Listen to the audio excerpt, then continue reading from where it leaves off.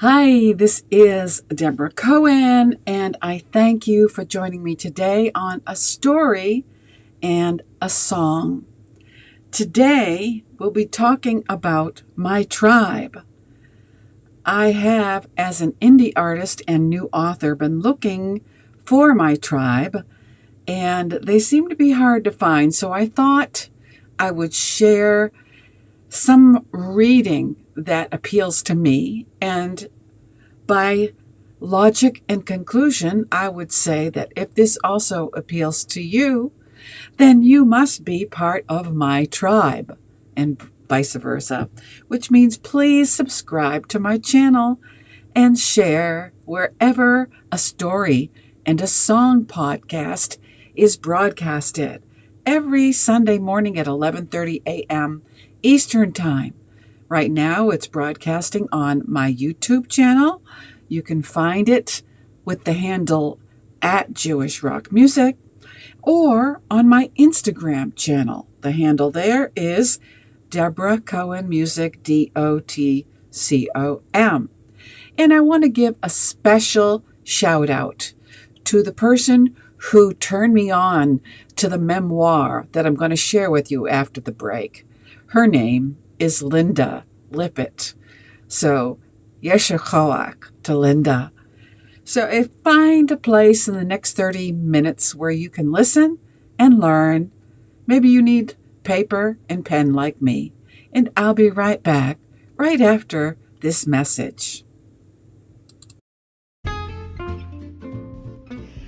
Hello, this is Debra Cohen Music, and I'm so glad that you took the time to listen to my podcast, A Story and a Song. It's about my life, to share some wisdom and some mistakes, hopefully that we can learn from together and laugh at maybe, starting in the 80s in a new wave rock band in Boston with 2 singles that are still available on Spotify. Boston Nights and Dreamin'.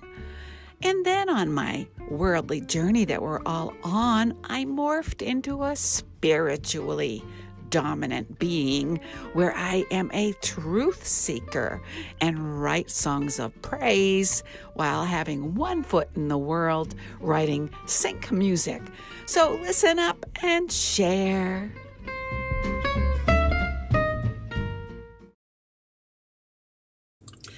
And this is Debra Cohen, and I welcome you here today. The book that I'm going to share with you is called My Life in Jewish Renewal. So if this is something that appeals to you, then welcome to my tribe. The rabbi is Rabbi Zalman Schachter-Shalomi. So let us jump right in. This is from his chapter of the book. The book, as I mentioned, is My Life in Jewish Renewal, a memoir. This is the chapter entitled A Visionary Introduction to My Life Quest. About 25 years ago, I was working with Professor Howard Schwartz, among the world's leading interpreters of traditional Jewish folklore and legend. He is also a prize-winning author of a children's book and poetry. It was our bold idea to take events from my life, says Rabbi Shalomi, and recast them in the form of Hasidic parables and tales. We collaborated for about 1.5 years and finished it working together every day in Jerusalem for a month. Published in 1983, the book is titled The Dream Assembly, which, as a side note, is available on Amazon for a hefty price on this unemployed senior's budget. It expanded popular interest in the mystical and intuitive features of Hasidism, which I, Debra Cohen, am personally interested in and a student of. Although I wrote the story with Howard Schwartz as part of a larger tapestry, it well serves as a relevant, dreamlike introduction to the story of my life, says Rabbi Zalman. In my quest to be an authentic Hasidic Rebbe in a world incredibly different from when Hasidism originated in the late 18th century. A tzaddik in search of a script. Reb Zalman called Reb Shmuel Leib, there's a mouthful for me, Shmuel Leib and Favel the dark and Favel the light, and asked them to form a Beit Din. Now, if you don't know what a Beit Din is, it's a group of rabbis that get together to judge legal matters in Judaism. It's a court of law. Reb Sholem and Reb Chaim Elia were to serve as the scribes of the court. Here, then, were the proceedings as Reb Chaim Elia recalled them. Reb Zalman sighed with a heavy heart and said that he wished the Beit Din to meet after the morning prayer, to hear a dream of his and to perform the ritual of Hatavat Halom, in which a dream is interpreted. As a side note, this intrigues me. There are still today dream interpretations. They're not just in the book of Daniel. Once the Beit Din had been constituted, Reb Zalman stood before them, and Shmuel Leib, speaking for the court, said, quote, "All interpretations are of God. Please tell us your dream," end quote. Now, are you getting a picture in your mind yet? I'm thinking about the time when Joseph stood before Pharaoh, and Pharaoh began to tell Joseph his dream, his troubling dream. But here is the dream from Rabbi Zalman. Then Reb Zalman said 3 times, quote, "I saw a dream. May it be for good," end quote. And Shmuel Leib replied, quote, "The dream you have seen is good, and for good may it be. May the merciful one make it turn out for good. 7 times may it be decreed from heaven that it is good and shall be," end quote. Then Reb Zalman began to recite the words of the psalm. "You have turned my sackcloth into dancing."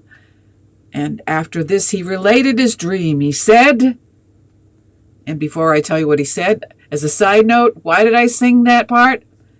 "You have turned my sackcloth into dancing," because I recorded that psalm, Psalm 30. So add it to your playlist, Psalm 30 by Debra Cohen. All right, so Reb Zalman said, "I felt my time had come, and the Hevra Kadisha was surrounding my bed. I had said the Vidui, the confession, and was ready to invite the Malach Hamavez, the angel of death, to do his work. Quickly, utilizing every name of God I had learned, I effected the unification and saw myself plunged into a torrent of white light before Duma, the angel of the grave. Even before he had a chance to intercept me and ask me his questions, for I wished nothing else but to be drawn into the very body of the One, with a capital O, who is the source of all the blessings. Like a drop merging with the ocean, I wished to be assimilated into Ein Sof. Wave after wave of swirls interrupted the mikvah of the river of light. Each time my head bobbed up from that river, I saw another image. Sometimes it seemed to be that all mankind was actually connected. And what seems to us to be the upper part of a person, that which stands out and makes him look separate, was only an appendage of that one being that we all are underneath the surface. I saw myself from time to time rousing the somnolent parts of myself. Some of them woke up with smiles. Some woke up startled, and others were angry and cursed for having been woken up from their long sleep and because they wished to stay in their separateness. And responding to their anger, I found myself getting angry as well. And only the next wave of the river of light washed away my anger and carried it out to sea. Then another wave came, and as I emerged from the river, every good deed I had ever done in my life surrounded me, tempting me with pride, and I did not know what to do with them. But suddenly I saw Melchizedek, the king of Salem, and the high priest on high, and I said to him, "Please take my mitzvot and offer them up. They are not for me, but for the Holy One, blessed be he." And Melchizedek lifted up the mitzvot, and as he did, he lifted me up as well. And there, as he lifted me very high, the river of light bathed my soul once more. All during that time I heard the surging sound of a bat kol, a heavenly voice, although I could not make the words out. But this time, as I was about to plunge again into the next wave of the river of light, I saw it, but not very clearly. The voice said, "Whom shall I send? And who shall go for us?" This time my mind did not merge with the river of light. So painful was the cry of the Shekhinah with those words. And before I knew it, I cried hoarsely, "I will go." I followed the sound I heard, trying to reach its source, and before long I found myself before a veil of tears. Smokestacks with blue smoke curling up to the heaven in my father's town of Osweskim. Countless people were crying out, "Shema Yisrael," as their last outcry.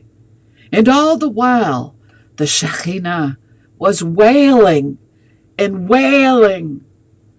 But the Omnipotent One did not give her any power to stop what was happening. Again I cried, "I will go," thinking I was to join the martyrs. In the next wave, the Shekhinah repeated her question with urgent clarity, and this time I responded with a clear voice. I was carried still further into the future and saw a country in which many Jews made their home. And in that country, there were Jews who, if they received any Torah at all, received only the outer trappings of Yiddishkeit and none of its inner joys. And my soul was attracted to go there. And there I saw myself studying in a yeshiva where the joy and power of the Torah had not been lost, and with others who had responded to the call and kept looking for that which was lacking in all of that country. And then I found myself faced with an awakening in which I saw the river of light once more in my path to which I had become pledged, running beside it. And I started to look for a way in which I could fulfill the task that I had undertaken. And that path led me to a Beit Midrash. And when I entered there, I saw that the shelves were lined with books. And I opened those books and saw that each one contained a script for a tzaddik who lived in a different time. There was a wonderful script about how to be a tzaddik in the time of Rabbi Akiva and Rabbi Shimon Bar Yochai, a wonderful one about how to be a tzaddik in medieval Spain, such as Yehuda Halevi, another that spoke of how to be a tzaddik in early Germany, such as Judah the Pious. The volume of the script of the Ari still had the letters dancing in it. And there was one about how to be a tzaddik in the time of the Baal Shem. But when I came to the book of how to be a tzaddik in my own time, and I opened it, I found, to my horror, that it was blank. There was no script. Then I called out and I said, Ribbono Shel Olam, I have volunteered and said that I would come and serve, but I do not know how to serve you in this century. So much has changed. So few of the things that were guidelines in the past can be of help to me today. But there was only silence. And at that, I fell into great terror, and I began to cry.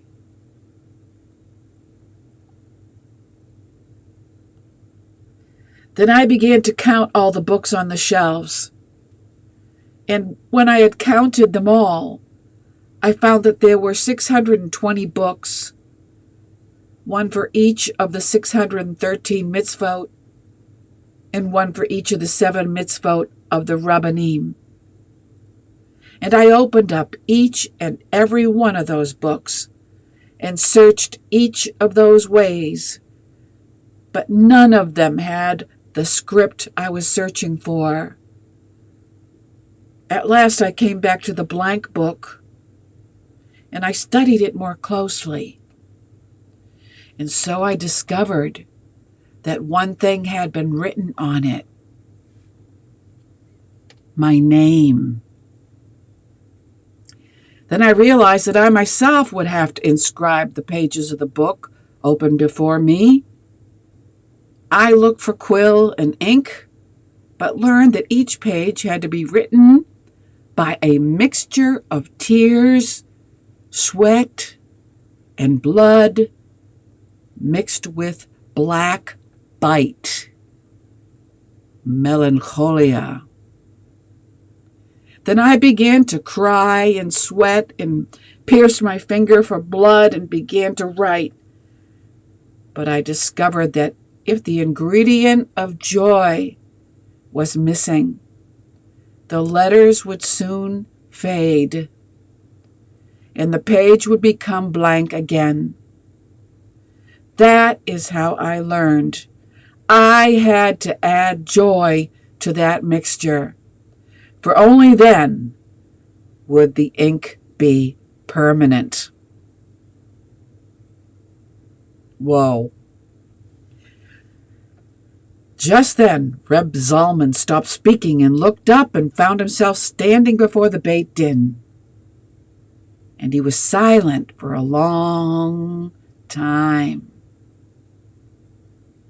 But at last he said, quote, "Now tell me, will the letters that I write in that book lead me to Gan Eden, or will they bring me to Gehenna?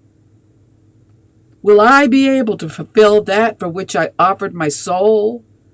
Or will I, in my eagerness, drag myself and those who follow me into the abyss?" And when Reb Zalman had said this, the members of the Beit Din realized how complex was the matter and how heavy the weight of their decision. And they consulted together in whispers for a very long time. But they could not reach a conclusion. Therefore, they asked the 2 scribes, Reb Chaim Elia and Reb Sholem, to join them. And they continued to consult for another 2 hours, until 3 hours had passed. And all that time, Reb Zalman stood before them, his head sunk on his chest, and it seemed to him that his soul hung in the balance by a slender thread. At last the Beit Din reached a decision, and Reb Shmuel Leib spoke for the court and said, quote, "As to where the path you have taken will lead you, we are unable to say. All we can tell you is this. It is clearly destined that you will live until you have finished inscribing every page of that book. May he who gives peace to those who are far and near guard you well until that day, and guard your soul in the days that follow." End quote. At that point, they all started to chant the Hatavat Halom, and Reb Zalman went to daven, singing Hallelujah with a strange melody and a strange rhythm that none of the Hasidim had ever heard. And that is where I will end today's reading of a story. And the song Hallelujah shall be heard in your awakening and mine. I encourage you to get this book and share it with others. Again, the title is My Life in Jewish Renewal by, let's see if it says who this is by. Oh, Rabbi Zalman Schachter-Shalomi with, it looks like Edward. Hold on a minute. Let me get the right information here. I don't want to lead you astray. Edward Hoffman. Thank you very much for listening.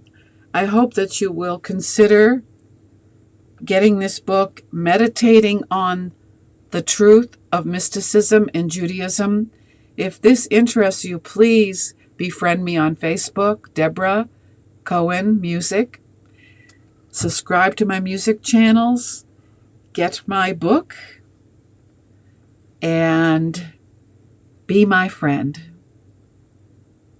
Thank you again for listening. I hope to see you again next Sunday at 11:30 a.m.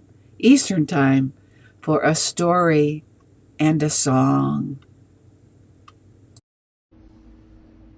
Are you interested in the truth about Palestine? The historical documented facts?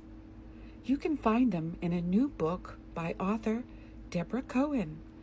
You can have a chance at a free audiobook. Just go to Debra Cohen's YouTube channel. The handle is at Jewish Rock Music. Try your luck by clicking on one of the links on her Shorts video that mentions 100 free downloads in the summer of 2024. If you are a lucky recipient, then you redeem your free audiobook on Spotify Premium.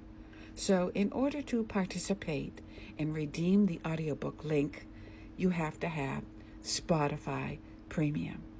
Good luck! How to get Debra's new book. On her website, go to debracohenmusic.com. Look for the text that says New Book on Amazon. That will take you to a newsletter sign-up page where you can submit your email. It will give you an email confirmation with a PDF link to her book for a free download. Please consider reading this book, Historical Documented Facts of the Origins of Palestine, something that everybody needs to know who are talking about the Israeli-Palestinian conflict. Get educated, read the facts, get the book, talk about it, speak about it, and share it. And don't forget to write a good review. Amazon.com and Audible.com.